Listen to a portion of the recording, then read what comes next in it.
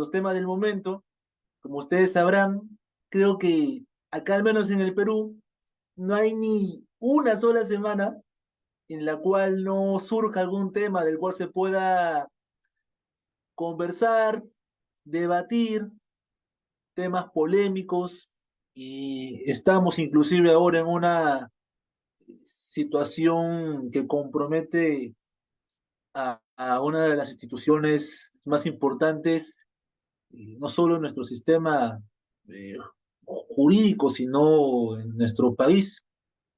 Así que siempre es bueno poder conversar, poder reflexionar sobre algunos temas que van surgiendo propiamente del derecho. Y resalto la importancia de el curso en realidad que están realizando los amigos del Diario del Abogado, porque ustedes dirán, Sergio, el tema de la antijuricidad, como que ya lo sabemos, qué es lo que pasa, de qué trata, la legítima defensa, pero es que hoy en día vienen ocurriendo diversos problemas. A ver, creo que puedo, quiero compartir pantalla, creo que puedo. A ver. Hace una semana, amigos, esto no quería compartir. Antes de eso quería compartir esto de acá, a manera solo de comentarios. La semana pasada, no lo he publicado acá, no lo he encontrado ahorita la noticia, la miniatura, pero la semana pasada, si más no me equivoco, fue, creo que en el distrito Los Olivos, no recuerdo ahorita muy bien, se encontraba un policía de Franco, en realidad un policía se encontraba de vacaciones, se encontraba de vacaciones el efectivo y sale de su casa y lo interceptan dos delincuentes.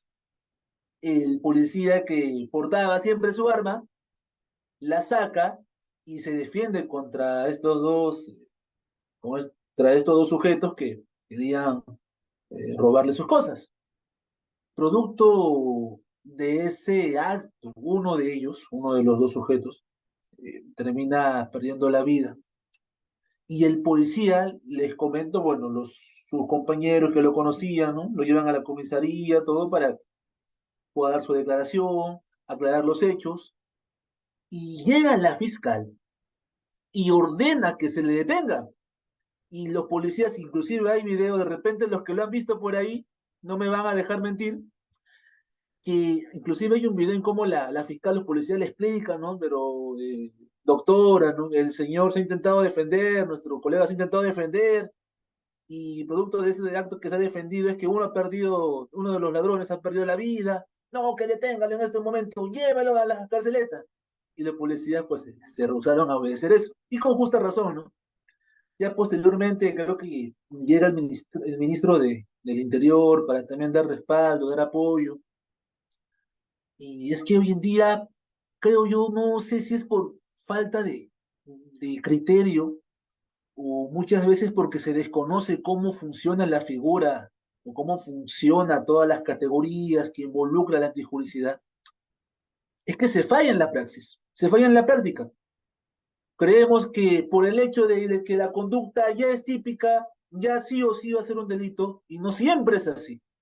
Se ignora, se deja de lado, y obviamos muchas veces el estudio de la antijuricidad, y es un filtro muy importante, muy, muy importante. Esto a manera de introducción, y vamos ahora sí a entrar de lleno al tema. Creo que se ve la pantalla, espero que se esté viendo. Sí, creo que sí se está viendo. Eh, ya ustedes habrán visto, amigos, sé que esta exposición tenía que haber sido el domingo, por unos temas de salud se me hizo un poquito complicado, pero aquí estamos. Ya les han conversado, amigos, acá y he estado atento también a las otras ponencias que se han realizado aquí con el Diario del Abogado. Ya se les ha hablado que para que una acción humana, no es que un perro por morder a una persona vas a procesar al perrito, no, eso es imposible.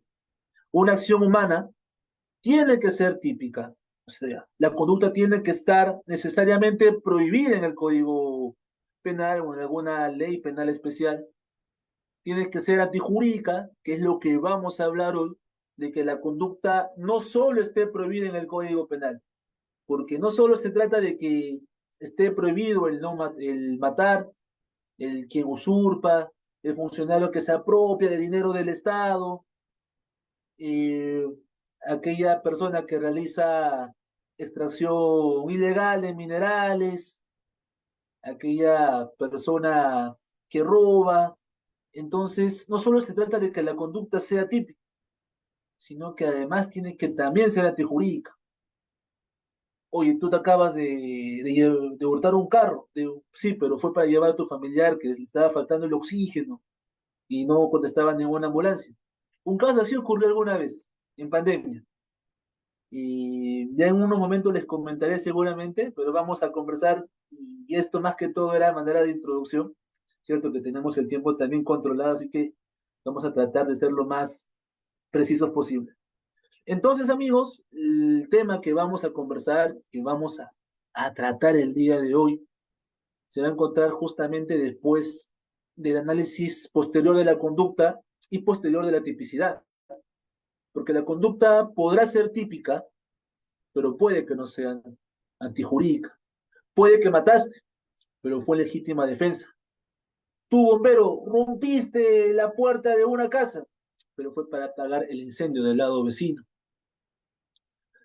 Y el caso, por ejemplo, también de los mismos profesionales de la salud, muchas veces, ¿no? Cuando hay consentimiento informado también, o tú, Serenajo, le quitaste sus cosas a la señora que estaba vendiendo sus productos, abuso por ahí, se pueden hablar hasta de, por ahí escuché una vez un tema de hurto, que le llegó una denuncia a unos Serenajos, pero fue justamente por cumplimiento de órdenes que les habían dado. ¿No? Los serenanos justamente obedecen a sus, tienen también su superior, se podría denominar de esa manera, pero sí, definitivamente obedecen órdenes. Entonces, el delito va a ser aquella conducta típica antijurídica culpable. La persona tiene que estar consciente del injusto que está cometiendo cuando hablamos de culpabilidad. Pero hoy día, hoy martes 28, vamos a enfocar, a tratar acerca de el filtro de la antijuricidad. Muchos lo definen como un nivel valorativo, otros como una categoría de la teoría del delito, en la cual justamente se va a confrontar, se va a analizar si la conducta típica, si aquella conducta que está prohibida en el Código Penal y que tú la has realizado, contraviene o no contraviene al orden jurídico general. Por ejemplo, volviendo al más usado, al más recurrido, al más revisado, al más conversado, debatido, que es la legítima defensa, si ustedes revisan, por ejemplo, la Constitución, van a encontrar que justamente se encuentra regulado y se señala ahí que justamente una persona pueda actuar en legítima defensa.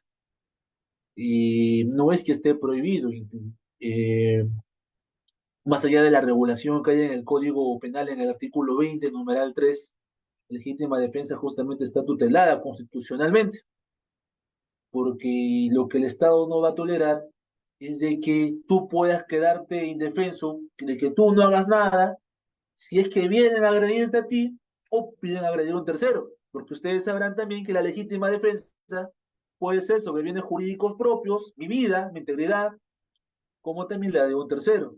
Salgo yo ahorita y veo que le están pegando acá a la vecina del costado, su esposo le está maltratando. Una vez recuerdo, yo me encuentro ahorita por Lima, pero una vez en Huacho ocurrió así, a unas casas le estaban jalando de los cabellos a una vecina, y entraron todos los vecinos ahí un poco más y casi linchan al agresor.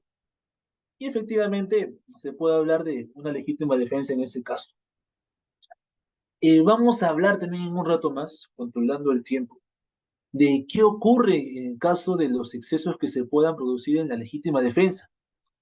Hubo un caso en el cual habían atrapado los comerciantes, a los que llaman raqueteros, a estos también llamados choros en otro lado, pero vamos a usar el término de delincuente, que acababa de arrancharle su celular a una señora dentro del mercado. Y los comerciantes se organizaron lo atraparon, lo amarraron, lo dejaron afuera de la galería, esperando que llegara la policía, y de pronto uno de los que trabajaban ahí dentro de las galerías estaba en el suelo sentado el delincuente, amarrado de manos, hasta que llegara la policía.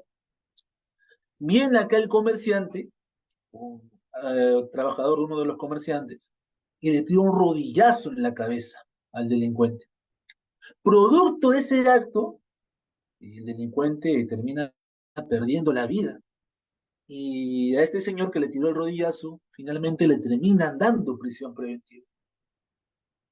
No he seguido más el caso, no he seguido más el caso, pero eso fue lo que ocurrió y efectivamente ahí no, ya no se puede hablar de legítima defensa en lo absoluto, para nada.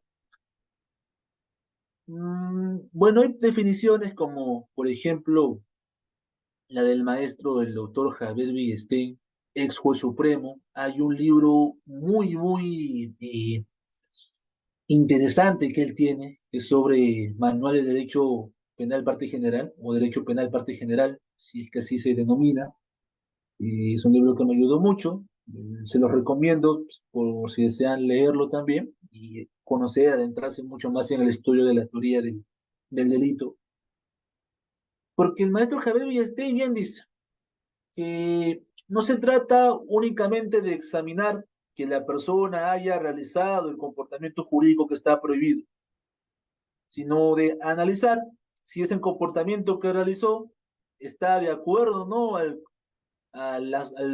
ordenamiento jurídico. Aquella persona que termina agrediendo a otra, pero fue por defender a un tercero. Entonces, como lo menciono, es importante analizar cada conducta. Ustedes por ahí de repente, en las mismas familias, una vez escuché este ejemplo, de que mamá, mi hermanito me ha pegado, ¿no? Y la mamá iba de frente, le jalaba los cabellos a quien habían acusado. Pero lo que no sabía era que a veces esta persona le había hecho en legítima defensa, que porque el otro había iniciado primero, ¿no? Es importante tener en cuenta eso. Vamos a ahorita revisar algunos ejemplos más. El maestro Villavicencio Terreros, en paz descanse, y nos dejó también una de sus obras hasta hoy en día muy consultada, creo yo que es una de las obras más desarrolladas también en lo que es derecho penal parte general, o desarrolla de manera exegética, de manera brillante y ordenada el tema sobre todo de la teoría del delito, y justamente señala lo mismo respecto a la antijuricidad, para determinar justamente aquella constatación negativa de la conducta, para determinar si en el caso concreto se alcanza o no alguna causa de justificación. Causa de justificación que vamos a conversar, que vamos a comentar en un ratito.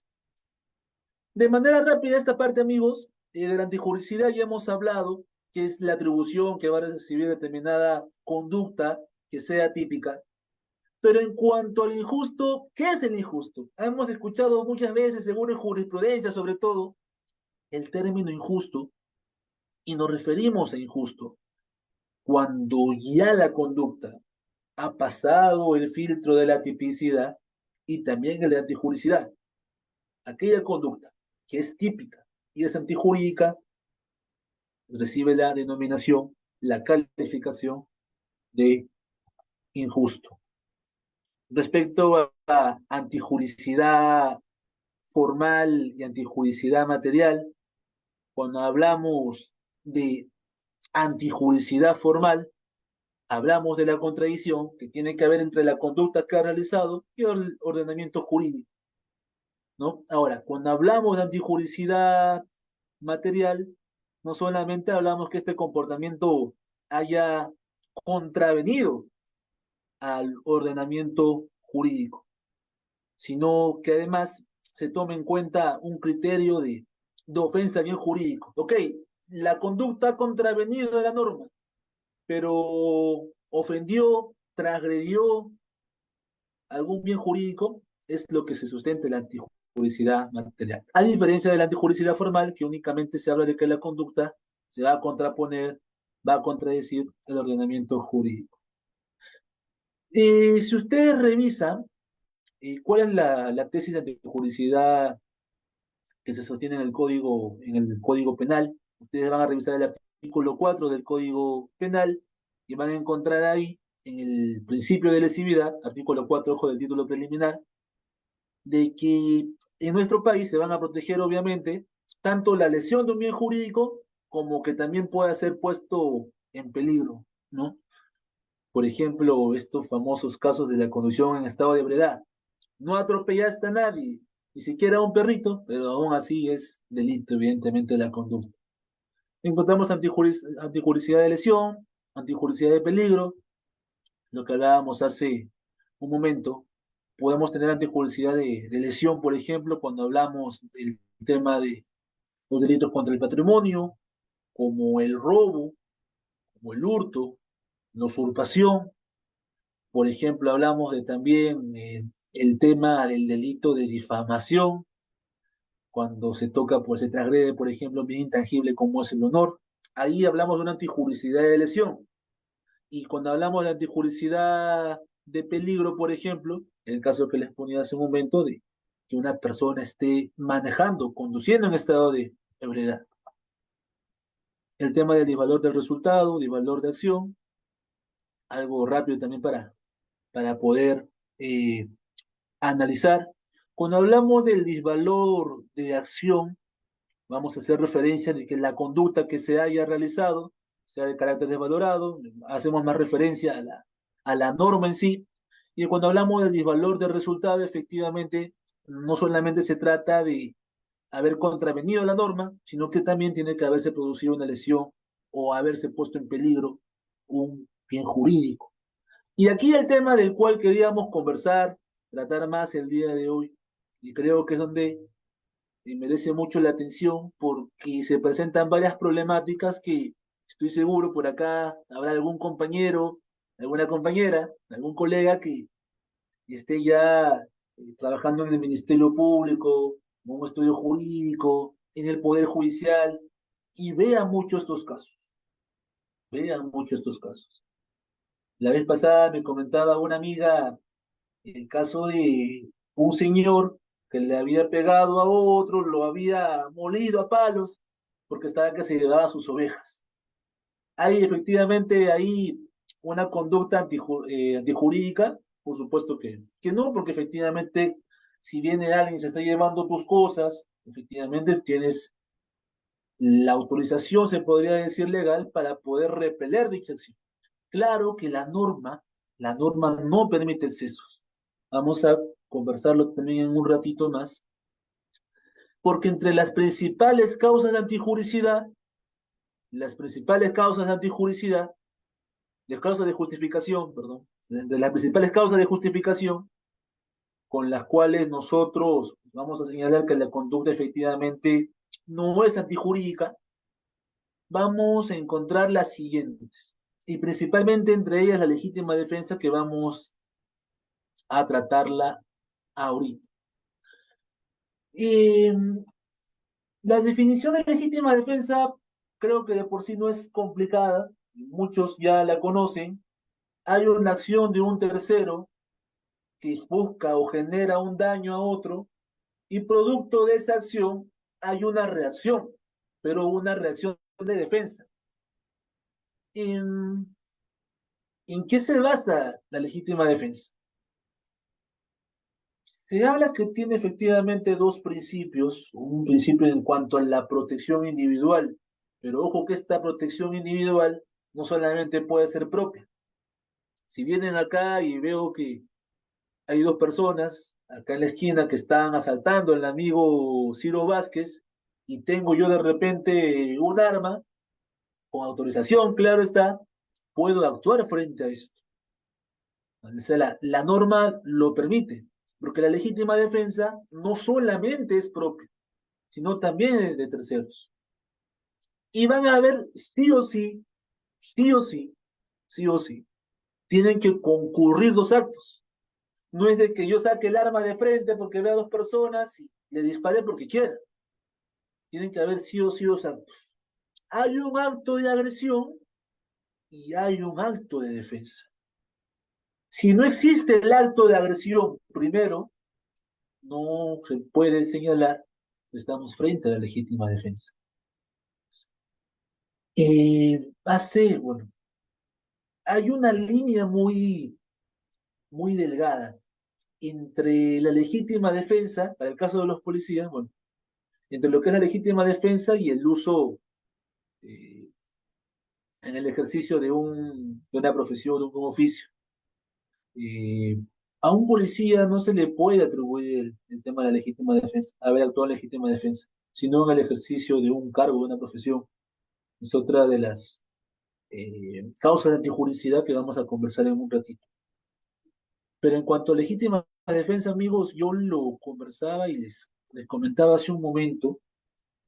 La norma toca mucho hoy el tema de la racionalidad, porque antes hubo una modificación inclusive, no recuerdo qué año fue, lo tengo por ahí anotado, se lo paso al final, pero antes se tenía la idea de que si a ti te atacaban con palos, tú también tenías que defenderte con palos. Si te atacaban con cuchillos, también tenías que defenderte con cuchillos. Si venían con un arma, ahí recién puedes defenderte con un arma.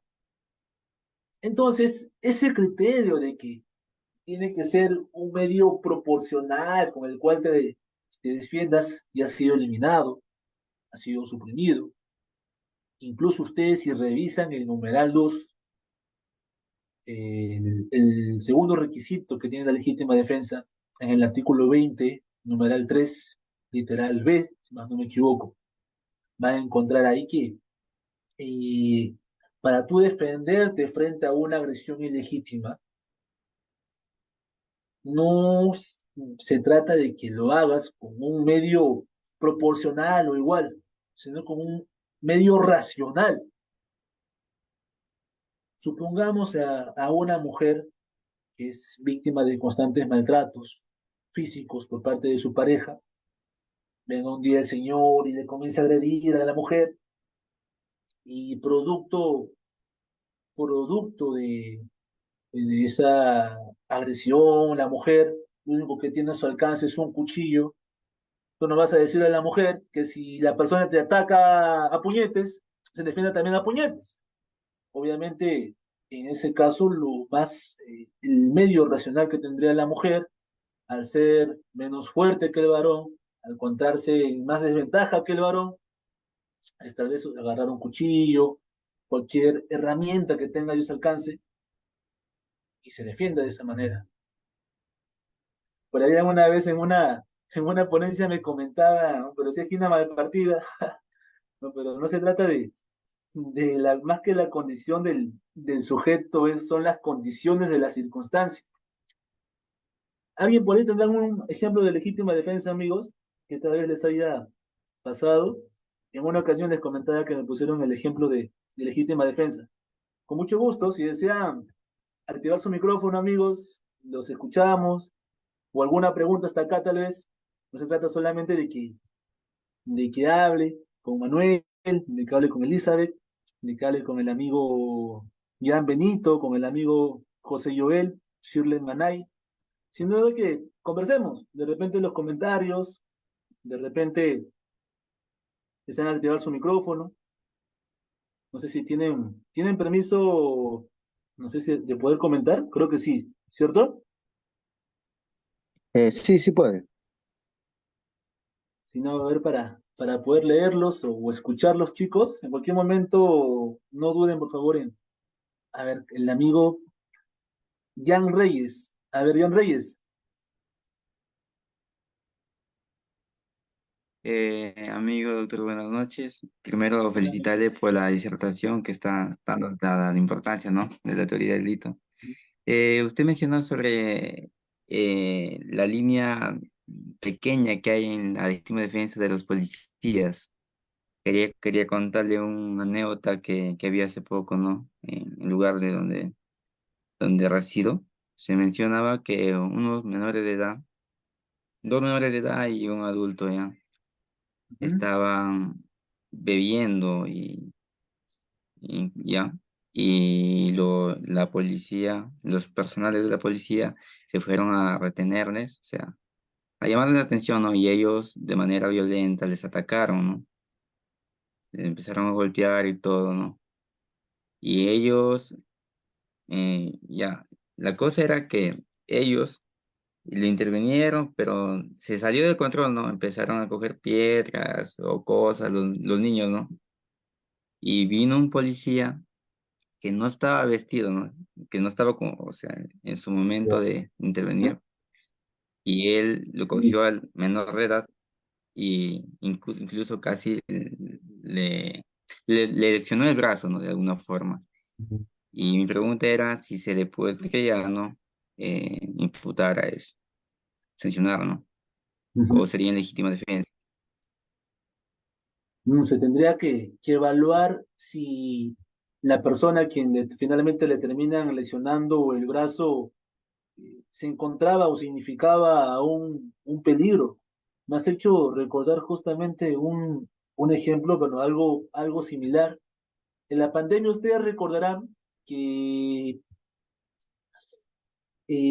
muchas personas a veces nos ganaba la emoción de salir, de compartir, de socializarnos, y no respetábamos los toques de queda, no respetábamos las órdenes de inmovilización, los mensajes de un expresidente que muchos recordarán, y se había realizado una peloteada, un peloteo por estos partidos de fulbito en una cuadra, y llega la policía y comienza también un enfrentamiento.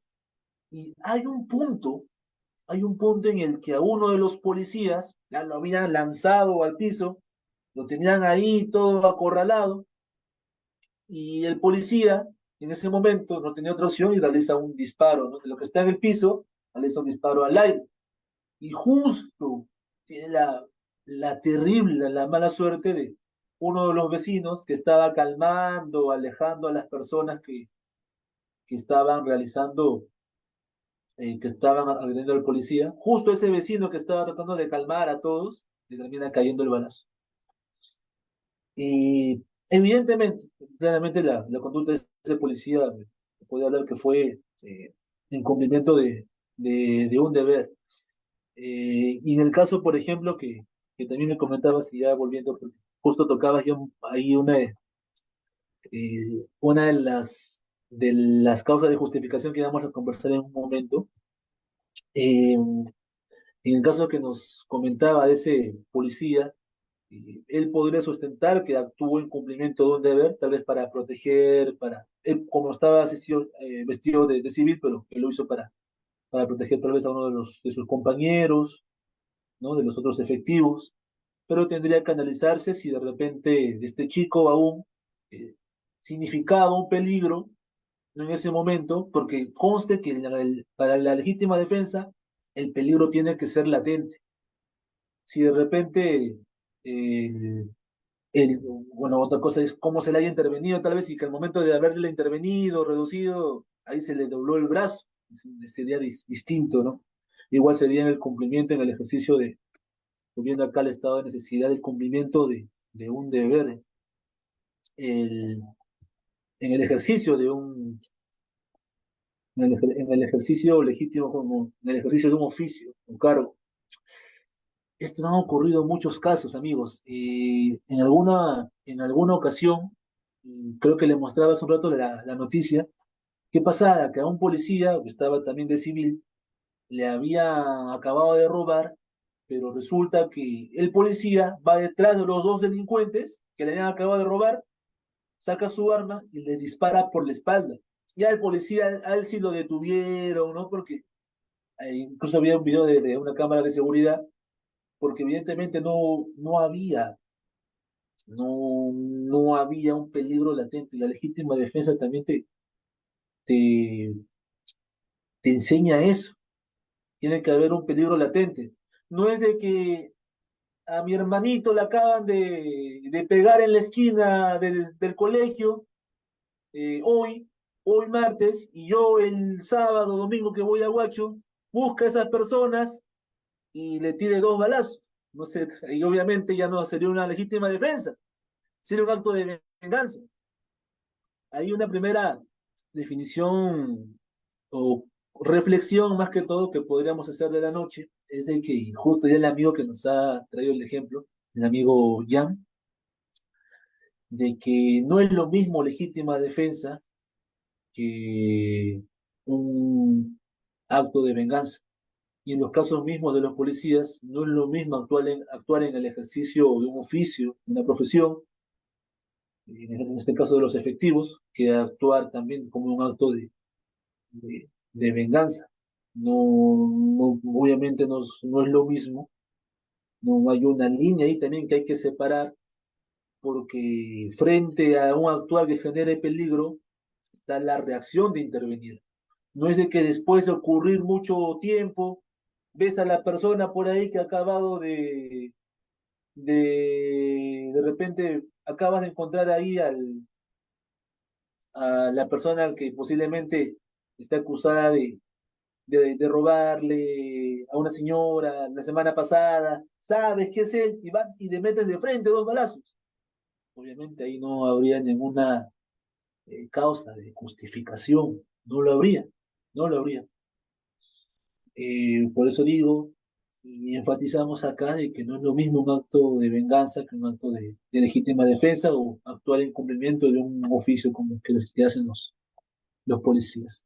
Muy interesante ahí el ejemplo que nos comenta el amigo Jan.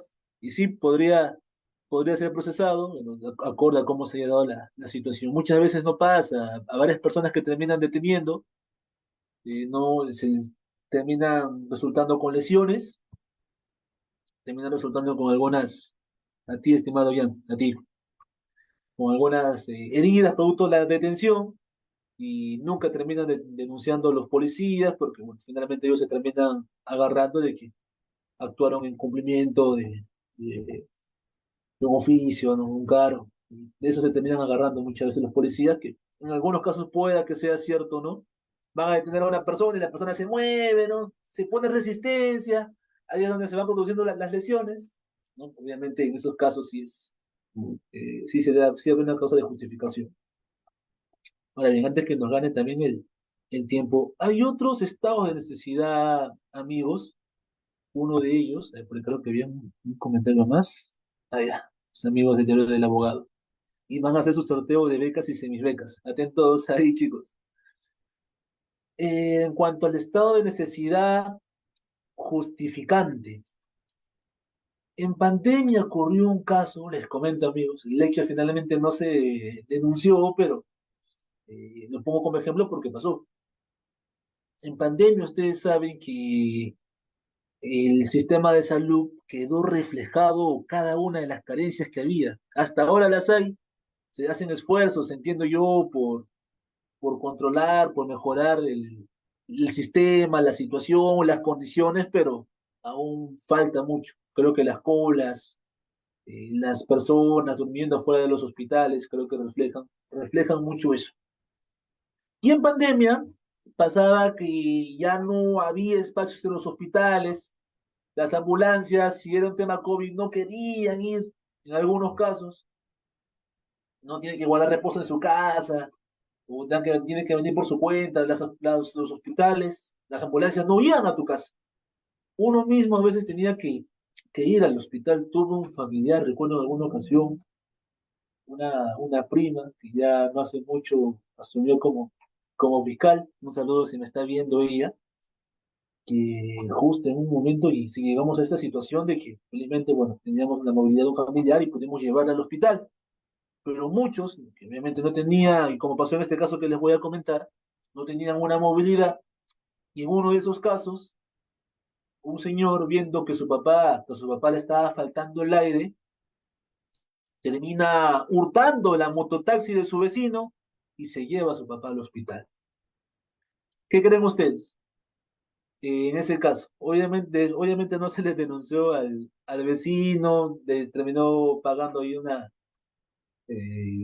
terminó pagando igual al señor por haber usado su moto, ¿no? Pero el señor felizmente comprendió la situación, ¿no? Porque había un estado de necesidad justificante. Porque, a ver, entre usar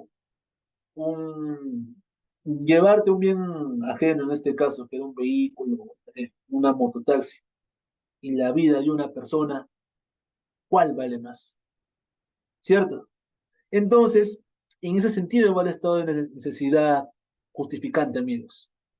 Tres requisitos: que el mal causado sea menor al que se quiere evitar, en el caso de la mototaxi, llevarse la mototaxi a perder la vida de una persona, a perder la vida de tu padre, obviamente se cumpliría con ese requisito. Que la situación de necesidad no haya sido provocada intencionalmente, el tema de la enfermedad COVID, que a tu papá le falte el aire, no es una situación provocada, es una situación que pasó en ese momento por la pandemia misma. Y que el sacrificado no esté obligado a sacrificarse, también es otro requisito, y que en el caso que les comentaba también se cumplía. A ver si alguno más tiene algún ejemplo, amigos, por ahí que les haya pasado, que hayan visto o que quieran comentarnos. A ver, los escuchamos. De repente el amigo Ciro, de repente el amigo Luis, el amigo Gary, veo por ahí también conectado al amigo Manuel. A ver, con mucho gusto en poder escucharlos. Si no, vamos también avanzando, no hay ningún problema. Hay otra causa de justificación, amigos, y creo que esta de acá es la que muchos habrán escuchado, inclusive tratado. Ah, por cierto, chicos, doctores, antes que se me pase, por ahí me comentaban la semana pasada cuando hablaba de la legítima defensa que Sergio había una modificación reciente que se puede usar de manera, puedas defenderte provocando daños letales en la otra persona. Ojo ahí, amigos, porque hasta el momento vi la noticia, fue aprobada en el Parlamento el proyecto de ley en el Pleno que modificaba el artículo 20, numeral 3. Han agregado mucho más contenido al artículo 20, numeral 3, respecto a la legítima defensa. Han resaltado el tema de que uno pueda usar eh, la defensa provocando daños letales en la otra persona, o sea, como una autorización expresa ya a poder matar si te estás defendiendo producto de un acto de defensa que estés realizando, pero esa modificación, que si bien es cierto fue aprobada por el Pleno, aún no ha sido publicada. Hemos tenido recientemente, hace, una, hace unos días, modificaciones interesantes al Código Penal a través del decreto legislativo 1585, modificó artículos del Código Penal, modificó artículos del Código Procesal Penal, la misma prisión preventiva, pero aún esta modificación, bueno, que no es a través de un decreto legislativo, sino aprobada por el mismo Pleno del Congreso, y no se ha publicado aún la norma. Entiendo yo que se ha seguido el procedimiento de enviar al Ejecutivo para que lo revise. Aún no ha sido publicado, ¿no? Así que habrá que estar atentos porque en cualquier momento ya van a estar haciendo oficial esta modificación. Recuerden ustedes que un proyecto de ley que haya sido aprobado en el Congreso, una norma para que entre en vigencia, tiene que estar publicada en el diario El Peruano y entre en vigencia el día siguiente, salvo disposición expresa ahí que diga que entrará en vigencia a partir de determinada fecha. ¿No? Entonces, habrá que estar atentos porque seguramente ya vamos a estar teniendo, amigos, una modificación a lo que es la legítima defensa. Pasamos al artículo 20, numeral 8, también aquella persona que, por ejemplo, obra por disposición de ley, incumplimiento de un deber o en ejercicio legítimo de un oficio o cargo. Por ejemplo, cuando hablamos de ejercicio legítimo de un oficio, los mismos bomberos, el bombero que te rompe la puerta para poder apagar el incendio del vecino, al bombero no vas a denunciarlo por el delito de daños al patrimonio, es imposible, porque obviamente ha actuado en ejercicio de un oficio para poder apagar un incendio y de esta manera, obviamente, entre los daños el daño material de haber roto una puerta y un incendio que podía expandirse mucho más y generar peligro, obviamente va a sopesar esto. Y es por eso que el artículo 20, inciso 8, regula y protege esto.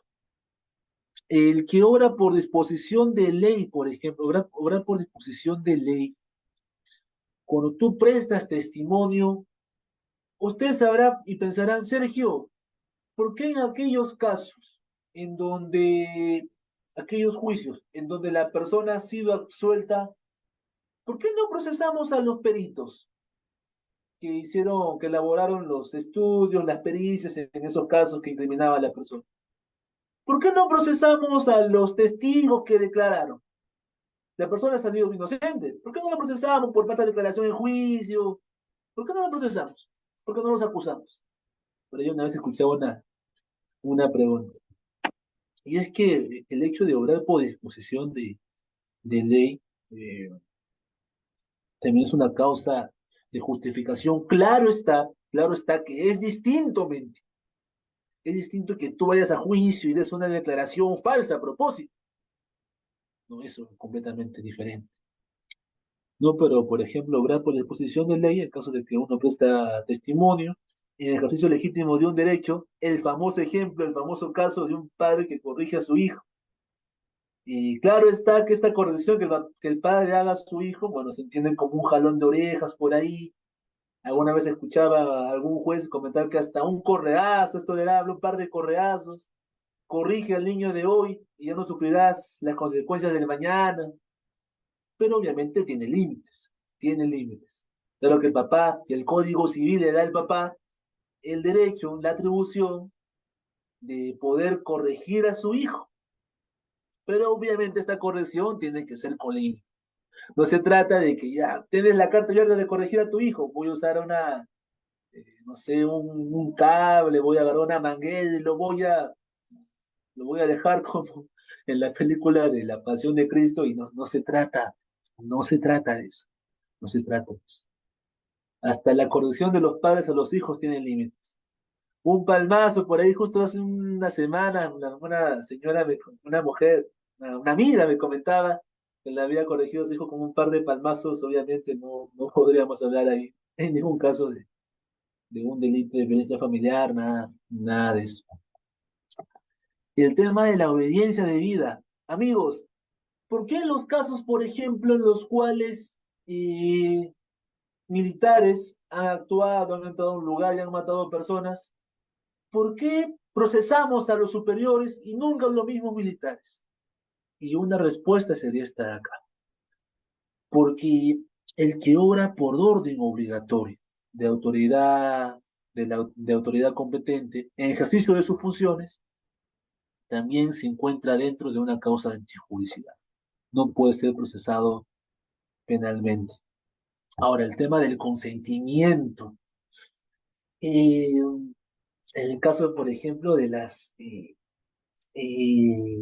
muchas veces nosotros o algunas personas cuando se han sometido a estos casos, por ejemplo, de algunas cirugías, por ahí escuchaba este ejemplo también, cirugías por temas tal vez estéticos, ¿no? No pueden ser procesadas porque efectivamente luego han dado o los médicos que han tratado, hacen firmar un documento ahí para que y quede expreso tu consentimiento ahí. No hay algunos requisitos del consentimiento también que obviamente tienen que ser voluntarios por parte de la persona que lo está dando. No es que te obligo a que me des el consentimiento y ya no podríamos hablar de esta causa de justificación. Creo que me estoy saliendo de la hora, pero como una reflexión final, amigos, ya que creo que de todas las causas de justificación, el tema de la legítima defensa, sobre todo, es, es de los más recurridos, vistos hoy en día. El tema también, sobre todo, de obrar en cumplimiento de un deber u oficio, que tener mucho cuidado, como les digo, en una causa de justificación como una acción de venganza. Cuando hablamos, por ejemplo, de legítima defensa, tiene que haber un peligro latente, ¿no? Tiene que haber un peligro frente al cual en ese momento uno puede realizar un acto de defensa. Otro, por ejemplo, por ahí de alguna causa de justificación que podamos ver seguido, cuando se mete un ladrón a tu casa, se mete un ladrón a tu casa tú puedes defenderte, obviamente, puedes actuar por defender no solo tu casa, sino también tu integridad. No es de que ya pasa el ladrón y le tiene la puerta abierta de hacer lo que quiera, no, puedes defender tu propiedad, puedes defender tu casa. Con este ejemplo cierro, porque hay un tema que poco se ha desarrollado aún, que es, por ejemplo, la legítima defensa colectiva. ¿Qué es lo que pasa? Y hay un señor defendiendo o está viviendo en su chacra, tiene su chacra, su terreno grande, la casita está por ahí, un espacio de todo el terreno, y entra un grupo de personas con palos, se ve por ahí que algunos tienen algunos cuchillos, algunos tienen armas, y el señor ve todo el tumulto y frente a ese tumulto de personas que ven que vienen armadas entre palos o alguna arma por ahí, el señor que también que portaba arma, comienza a disparar contra ellos.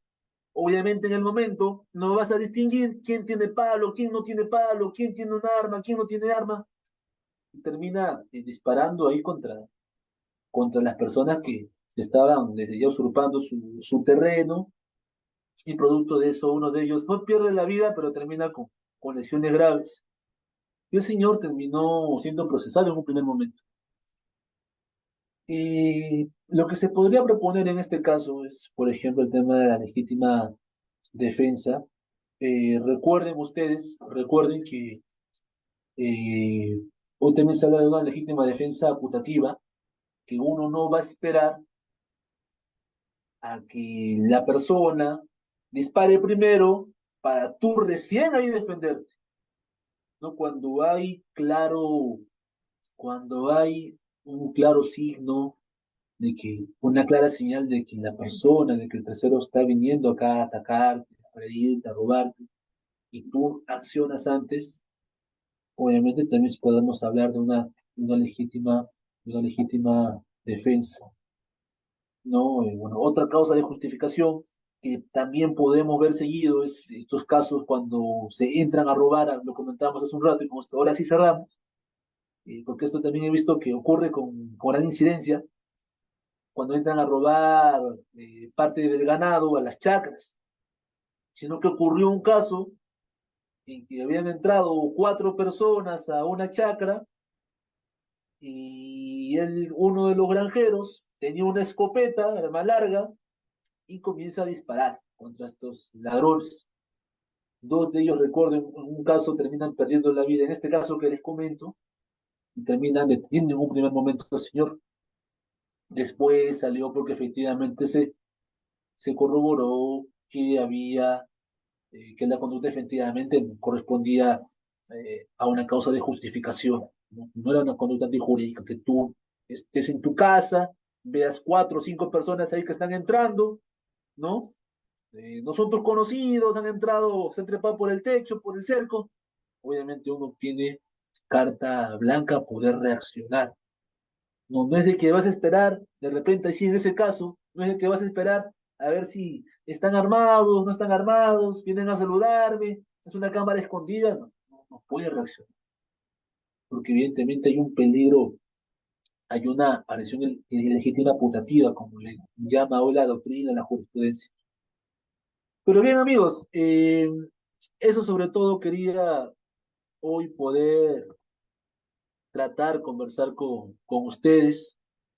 Por eso me pasaba algún ejemplo también, algún caso conocido de eh, un señor discutía con su esposa y en ese momento la esposa agarra un cuchillo eh, para agredir a su esposo, al señor. Es un producto en ese acto de defenderse, el cuchillo termina siendo incrustado en la mujer. Recuerdo en un primer momento esto ocurrió en mi querido Guacho hace unos años. Recuerdo en ese momento en la prensa, no, que caso de feminicidio, ¿no? Finalmente, no, ni siquiera le pidieron prisión preventiva al señor porque uno de los hijos habló y declaró que efectivamente al señor le había la esposa la había agredido primero y quería meterle, quería apuñalarlo. Y que producto de ese acto de defensa en el momento, el señor, pues efectivamente,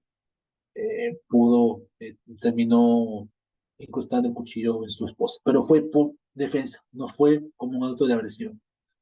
Así que bien, amigos, colegas, agradecerle de antemano por darse el tiempo, 9:30 se han quedado aún acá.